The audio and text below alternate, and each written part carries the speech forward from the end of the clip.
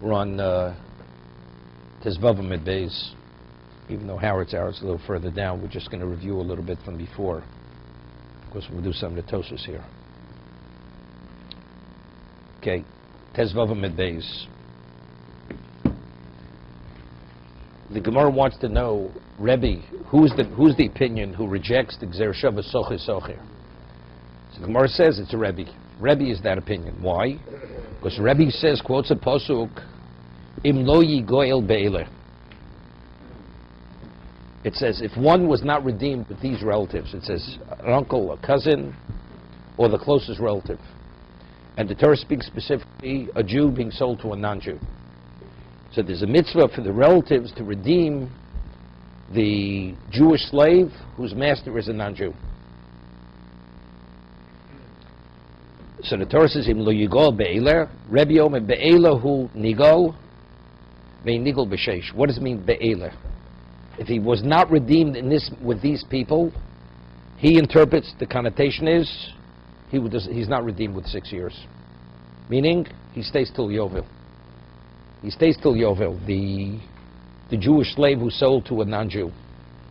Sheyochel, because why would have I thought that he's redeemed with 6 after 6 years? As the Jew sold to the Jew, or the Jew that's sold by the court. Sheyochel, it's based on the logic of a kal v'chom velodinu, umami she'enu nigal be'eler, nigal b'sheish, a Jew sold to a Jew, or a Jew sold by the court, who's redeemed with 6 after 6, but he's not redeemed by these relatives. So zesh nigal be'eler, here where the Torah says that he should be redeemed by the closest relatives, enu din shnigal b'sheish. Now, why does the Torah want him to be redeemed by these relatives? Because the Torah doesn't want him to remain under the jurisdiction of a non-Jew. When a Jew sold to a Jew, Torah says there's no mitzvah for the relatives, or the relatives cannot demand his release by offering payment. No, which means if the master is agreeable, he'll agree to it. But if he's not, if it's a non-Jew, and we're speaking about with a Jew, the non-Jew is under the jurisdiction of the Jewish court, right? The relative comes and says, I want to redeem my relative. The non-Jew has to accept the payment for redemption. But a Jew, sold to a Jew, the relative wants to redeem him, he doesn't have to. Doesn't have to accept it. So here the Torah says, but a Jew sold to a non-Jew, he must accept it. So what is the Torah saying? We want this man to be released. We don't want him to be in a state of servitude to the non-Jew. So we say, if a Jew who sold to a Jew, the Torah says, is redeemed with 6, but not redeemed through the relative cannot demand the release. And here the relative could demand the release, so definitely, so we see the Torah does not want him to be in servitude to the non-Jew.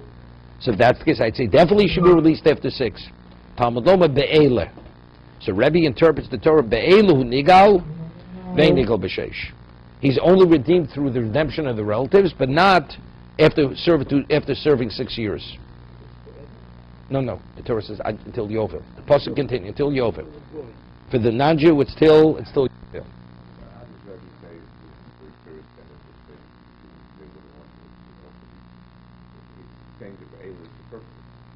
The be'ela means be'ela. Im lo yigal be'ela. Because the Torah says afterwards, then he stays until Yovel. He stays till Yovel. If he's not redeemed through this manner, meaning it's only this manner, then he stays till Yovel. What about 6? There is no 6.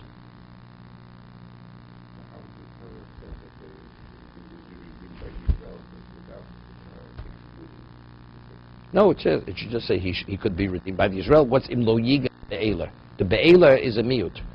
Im lo yigal, what's the be'ela? The word be'ela is superfluous. Im lo yigal, whatever it says. Be'ela means only this manner in which he's redeemed.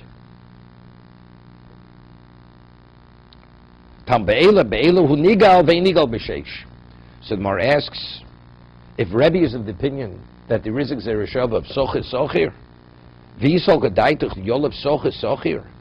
If Rebbe is of the opinion that we associate the word Socher Socher, which is written by the non-Jew, and Socher, which is written by the Jew, sold to the Jew, Why do we say that the Jew sold to Jew? Why can it not be redeemed in this manner? If the relative wants to redeem his Jewish relative from a Jewish master, why can't he be redeemed? Ne'elav socher socher, I have gzera shava. As by the non-Jew, the non-Jewish master, he has to release the slave, the Jewish slave, when the relative offers payment, offers redemption. Same thing as by a Jew. So why is Rebbe saying, by the Jew sold to the Jew, he cannot release him if he's of the opinion that you have a gzera shava? Correct?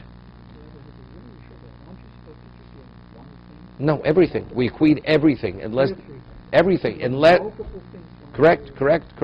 Unless there's reason to the Torah says something specific why I differentiate. There's, what the Gemara is going to answer now, there's an exclusion. It's true regarding everything they're equal, but because I have an exclusion in this particular context, that's why I don't equate them. Rebbe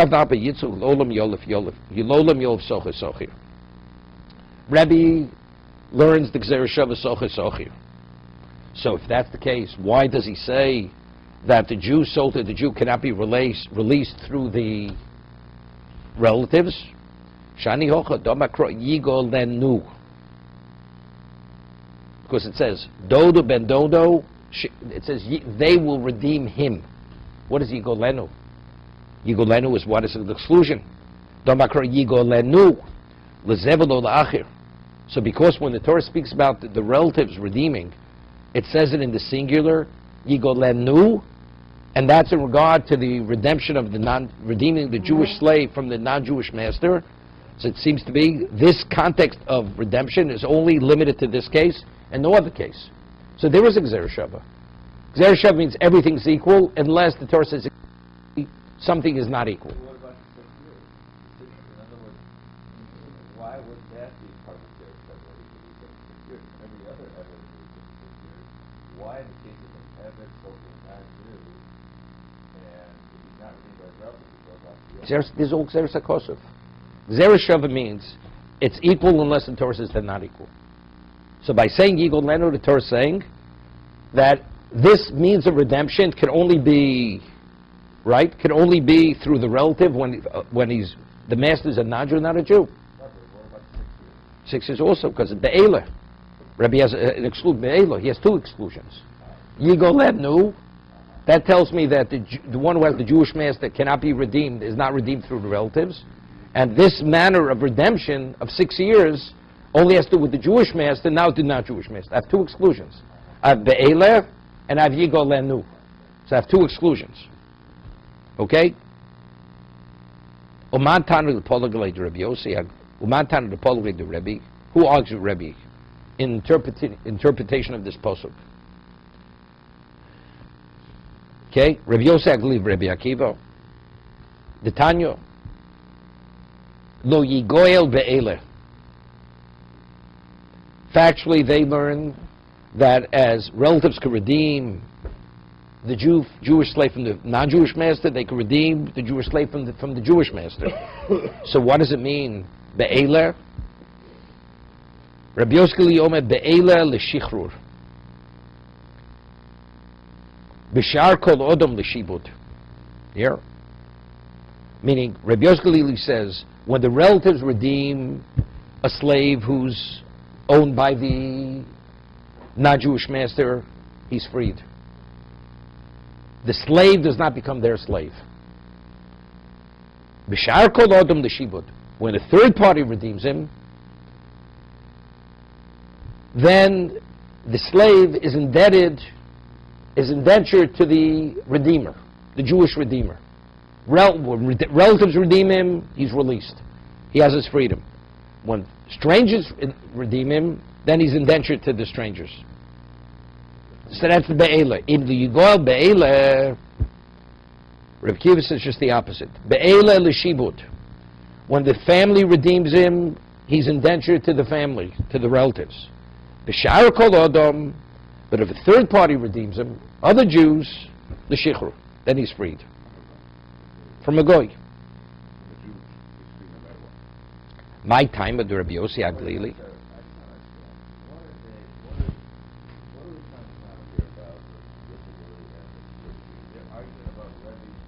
They're arguing what he says. Rebbe says Rebbe says that only relatives can only redeem a Jew sold from a Jew to a Jew. The word be'ela means, but sold to if the Jewish master, only for a non-Jewish master, sold to a Jewish master, not. They said they disagree. But the suffer is still in place. Right. The difference is, okay, so now we are saying that. Now, where everybody holds sofa here. Now, what does be'ela mean? Lo yigo, but be'ela means Rebbe's interpreted as an exclusion. Correct? Correct. Only relatives can only redeem a Jew sold to a non-Jew, not to a Jew. Correct. They said we disagree. Be'ela comes to tell me if it's the relative, according to Rabbi Yosef Glili, the relative redeems him, then he's freed. A third party redeems him, then he's indentured. Rav Kiva says I disagree. When the family redeems him, then he's indentured. When the third party redeems, then he's freed. That's the meaning of the word be'ela. So Rebbe says that only certain relatives can redeem. No, that's the Torah says. Talking about a stranger, another Jew wants to redeem. Rebbe Kiva and Rebbe Yosef say that They're arguing. they're saying that both the relatives And a third party could redeem him. Against the will of the master. The only question is what's going to be the consequence of that redemption? That's where they disagree then. They say that both relatives and others. So the question is how to interpret the word be'ela. Is be'ela going on the redemption or the consequence of the redemption, the result of the redemption? Okay? Excuse me. Shar kolodom. My time, Rabbi Yosef Glili. Why does Rabbi Yosef Glili say that if the family redeems him, he's freed, and if third parties redeem him, then he's indentured? Omakro says im lo yigoel be'eler elo ba'acher. If he's not redeemed by these, but rather third party, v'yotzeb shnas hayovel. Then, but if he was redeemed, but it says then he goes out when the yovel comes, the year in the yovel. But if you tell me when the third party redeems him, he's freed. So what do you mean he goes out with the yovel? So therefore, Rabbi Yosef Glili says, if he's not redeemed by these, by the relatives, then, but a third party, the yotzeb shnas hayovel. He remains in servitude, indentured until the year of the yovel. That's how Rabbi Yosef Glili interprets the pasuk. So the pasuk by the non-Jewish master, by the goy, it's explicit. How long does he stay? At shnas hayovel. Reb Kiva no. Im lo yigol ela be'eler.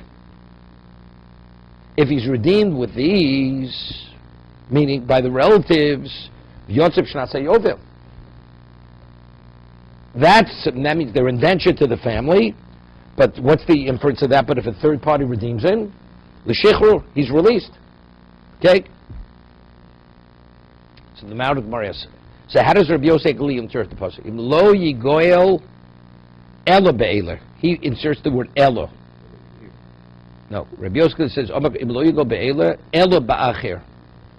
If he wasn't redeemed by them, but rather a third party, he inserts elo ba'acher. Right? So the Gemara asks, Rabbi Yosef Glili midi elo be'eler ksiv. Does it say elo be'eler? Doesn't say elo. It says im lo yoga be'eler. No, not elo ba'acher. No, Reb Kiva learns that if he's redeemed by the family, he stays till Yovel. Right? Reb Yosef Glili says, when does he stay till Yovel? If he's redeemed by a third party. Elo ba'acher. What does it say? If you read it, it says, Lim lo yigol be'eler. The Torah says, he remains v'yotzeb shnas hayovel. That's what if lo yigol be'eler, it says v'yotzeb shnas hayovel.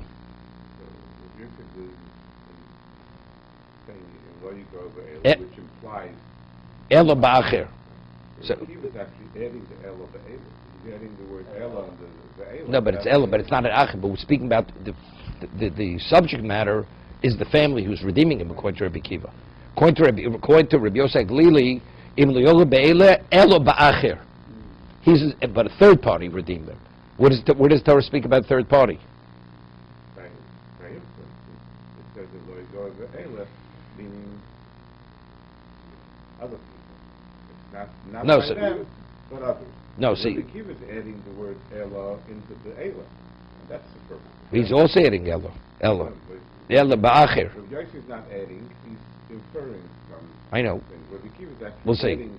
Ella ba'ikro kamifli. Oh, dodo ben dodo yigolen nu. Okay, now we have another myth. We have two exclusions here. We have be'ela, and it says yigolen nu. Right? If the uncle or the son of the uncle, yigolen nu. Zu gulas krovim. So that's speaking about the relative redeems. Then the Torah says, continues, Oisiga yodo, he was able to come upon the money, zegulas atzmo, the means to redeem himself. Then it says, v'nigal, he will be redeemed, zegulas acherim. So the Torah is speaking about three levels of redemption. Family, himself, a third party. Right? Zugulas kro acherim. Rabbi Yosef Glili Sovar. Now, seemingly, this is my focus. What's the Masorah? When you interpret a pasuk, do you interpret the pasuk reading it forward, or you interpret the pasuk reading it backwards? As the Gemara will. Rabbi Yosef Glili Sovar Mikra Nidrash Lefonov. The pasuk is interpreted reading it forward. What does that mean? So the pasuk starts with the redemption of relatives, and what does it continue? Shodi gulas krov ma gulas atzmo. The second subject matter in the pasuk speaking of a person redeems himself. When a person redeems himself, what's the result of that redemption? He's free, he's released. Ma gulas atzmo l'shichrur, av gulas krovim l'shichrur. So when the pasuk says, if he's redeemed by his uncle or by the son of his uncle, and then it says, or by himself. Himself, that means the redemption of the relative is similar to the redemption of himself. And what's the result of redemption of himself? Freedom. He's released. Reb Kiva Sova Mikra Nidrash La'achrov. What does that mean? Because when I discussed the uncle and the cousin, we didn't speak about the consequence of it. When do we speak about the consequence of the redemption? That's only we spoke the second case. He redeems himself. If he redeems himself, or a third party redeems him, so when we discuss the third party, when are we discussing the third party? After we discuss the redemption of himself. As a result of that, we only apply the consequence of the redemption himself to when the third party redeems him. Wait a second. Gemara's going to ask that. Because really, the way the pasuk reads, if the pasuk wanted to apply to both, it should have started off saying, a man who redeems himself. And then, or he's redeemed by his relative, or by a third party. So since the Torah begins the discussion with redemption of himself, what's the consequence of redeeming himself? Freedom. Similarly, the uncle or the third party. Why does the Torah put it in the middle? So Rabbi Kiva says, well, we haven't spoken yet. The Torah didn't reveal yet what the consequence of redemption is. So seemingly would be that he takes over the position of the master. If the uncle or the relative redeems him. Then it says, what about if he redeems himself? Then he's free. Correct? And what happens if a third party redeems him? Doesn't say. So it seems to be, since we're first introducing the result of redemption, that he's free only when he redeems himself, which is the second part of the pasuk, so therefore the third case has the same status as the second case. That's Reb Kiva. And it says no. But Reb Kiva is more logical, the way the pasuk is being read. Right? Because if the Torah wanted the result of the other two to be similar to himself, it should have started with the redemption of himself, and then followed the uncle, right, the cousin, and the third party. So shadi gulas achera, gulas atzm, ma gulas atzm l'shichrur, av gulas acher l'shichrur. So the Gemara asks a question: Ihochi be'elo lomalik. So what's the be'ela? Be'ela is what? Is an exclusion. If it's dependent upon how to interpret the pasuk, is it the middle to the end or the beginning to the middle? So what's be'ela? Right? Im lo yigoel be'ela. What's the be'ela? We're saying everybody could redeem him, both the third party and the family. So what's im lo yigoel be'ela? Right? It's unrelated to be'ela. It's how do I interpret the pasuk? Middle to end or beginning to middle?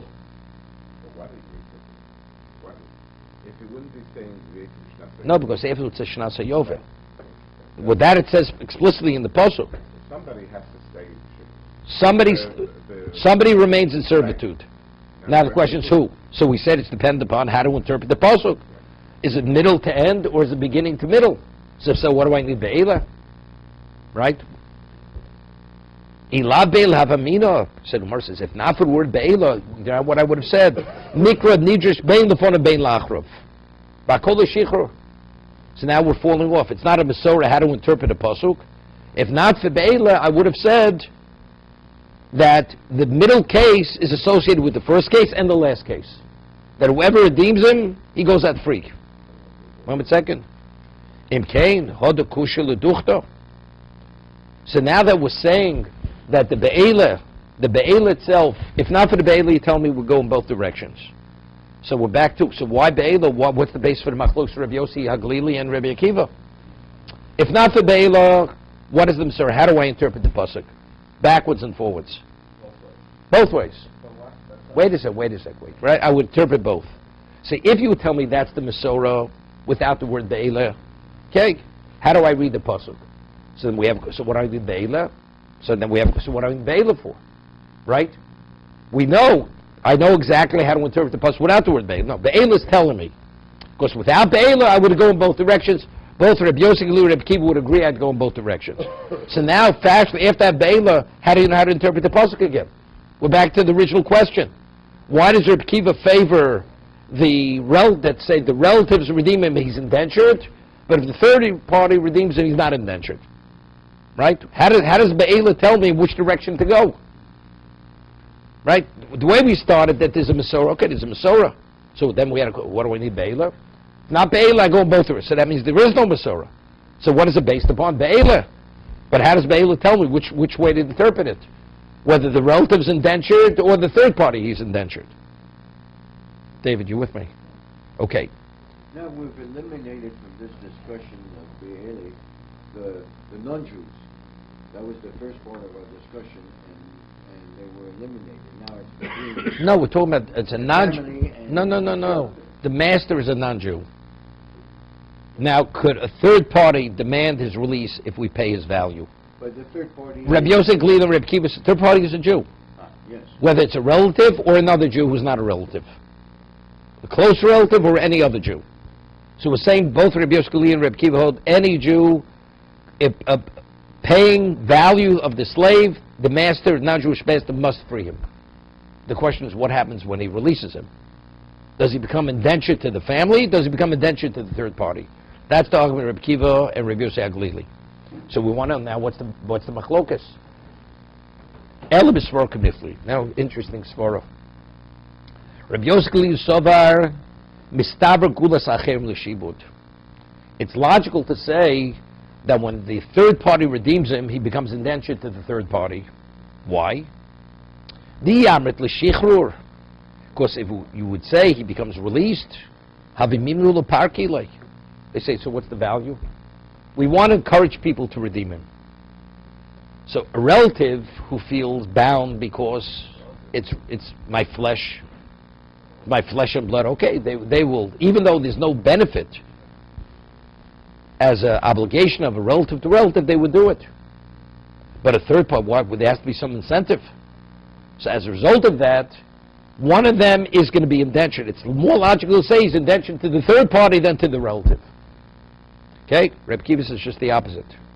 Mistavro gulas krovim l'shibud. It's more logical to say that he's indentured to the family, not to the third party. Of the two, why? Interesting. The abed l'shichur kol yom of yom ozlo mazbid nafshe. We're talking about a man who sold himself into slavery because he fell on financial hard times. See, for his figures, you know something? I'll sell myself to a goy. My family's always there. They're always going to bail me out. They're always there to bail me out. Right? A third party, he's not going to think this manner. Right? My family's always there to bail me out. You know what the answer is? They'll bail you out, but you're going to fulfill the full years of servitude. You're going to become indentured to the family. So once you become indentured to the family, you're going to have to work those years, and only then, if you want to sell yourself again, but the family would have benefit from redeeming you because you become indentured to the family. This is the Svara of Rabbi Akiva. Okay, so it's a question of which one is more logical. They both have value. They both have credence, but the question which is more. Rav Kiva gives one more than the other. That makes sense. But, so if a person is sold to an slave, and someone has to redeem him, do they have to redeem him right away? But they could wait 30 years. In other words, It depends. No. It depends. Rabbi Yossi Aglili, and what's his name? He's Yossi B'Sheish. He goes out after 6 years. Rabbi Yossi Aglili holds socha. Be'ela is not an exclusion. According to Rabbi, he doesn't hold it. No, he goes till Yovel. Right, so then according to Rabbi, Yeah. so he could wait till 39 years to see the guy, and then he dies. And what's the requirement for the person to hear it? Is it right away? Is it like, otherwise, it's not just 6 years, it's 20 years. No, it says they can. According to Rebbe, we're not even talking about a mitzvah. They can. Rebbe is a whole different concept. Rebbe says that a third party wants to redeem him, the master can reject the offer. He can reject it. A family member comes, the guy cannot reject the offer. It's like himself trying to buy himself out of slavery. I understand, but that family member redeems a Jewish person from the non-Jew, does he have to do it right away, or is there any time limit to wait, wait 20 years? He doesn't want to spend too much money. Yeah. No, the earlier he does it, it's more costly, right? Especially according to Rebbe, because he stays till Yovel. Okay? Well, we'll see. There's a concept which Tosafot discusses, which is discussed in Gemara, Shli Tami Beina Akum. He's going to assimilate. You know what it means to be under in an environment of a non-Jew all these years? I mean, it's the sooner the better. So, of course, the mitzvah is to do it as soon as... Because Tosafot asks a question.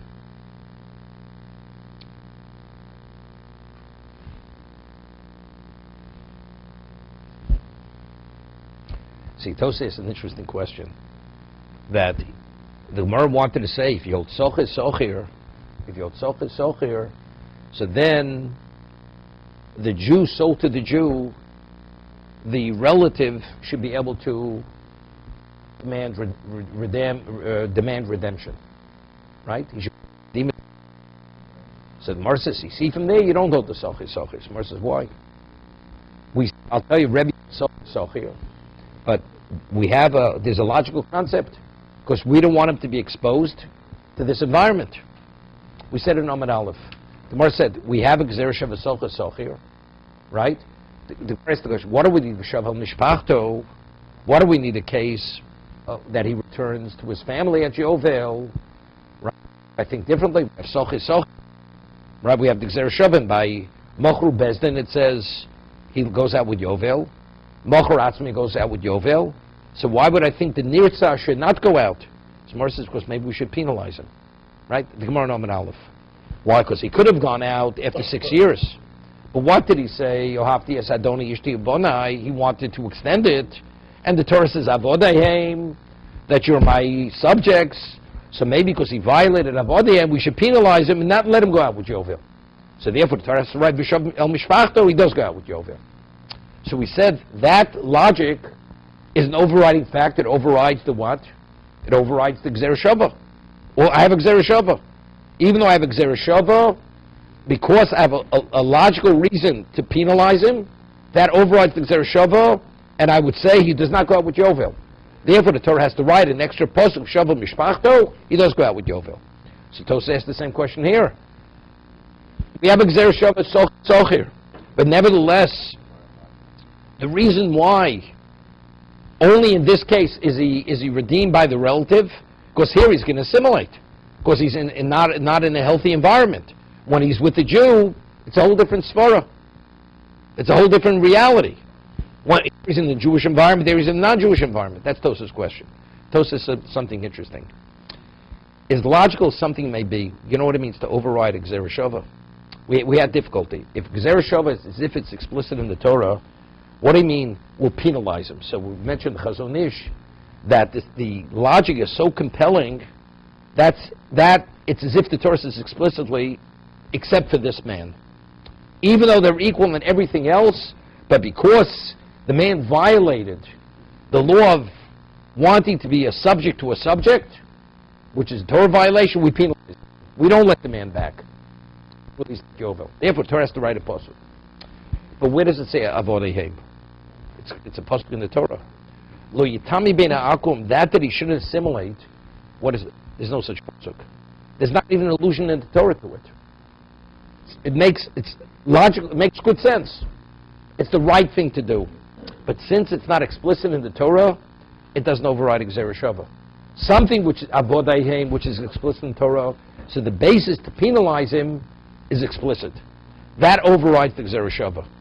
Lo yitami bein ha'akum, that he shouldn't assimilate, it's logical. But the Torah doesn't state it anywhere. Therefore, since we have a Gzera Shava, that would not be a reason to differentiate between whether the master is a Jew or the master is a non-Jew. That's what Tosa says. With respect to Rabbi Akiva and Rabbi Yosef, without getting into the details of how they come to the conclusion, it would seem to me that the end result, the conclusion of which is much more beneficial to you and Rabbi Yosef. Rabbi Yosef Glili. Yes, is the following reason, that blood is thicker than water. Always the relatives should stand first to redeem it. And if they redeem their brother, he should go free. But if they don't, for whatever the reason, you've got to create an incentive for the rest of the community to do it. The incentive that he served. Otherwise, that he served them. Otherwise, they could reason like this. If the relatives who could have redeemed him could have got service, and he didn't do it, then why should I? I'm not going to get service. No, but so Rabbi Akiva says no. The relative redeems him, he becomes indentured to the relative. Why? Because otherwise, the man is always going to say, well, my family will always bail me out. So you're creating a hardship on the family. The family will not bail you out. If you abuse that right, they will not redeem you. And therefore, if the family don't, it falls to the community. And they get that work. That's Okay. their incentive. They get the service. Yosef Glili. Yes. That's Rabbi Yosef. It's not, it's from a society point of view, it seems more beneficial that way. And if you say that the family, if they redeem him, he becomes indentured to the family, so we don't need society. We don't need society. You need a backup. And what if the family says no? Because this man, as you said, is taking advantage of Well, that's the challenge. What's the halacha? I mean, you study Abbas Chesed, Chavetz Chaim. A family has an obligation to give the loan or do the chesed to the family before a stranger. What happens if the family doesn't do it? A person who's able to lend money to the family says, look, he has a rich relative, let the relative lend him money. Does that absolve the third party from his obligation to lend money? The answer is no. No, it doesn't. That's the challenge. There's always a challenge. You're right. We're not saying it's easy.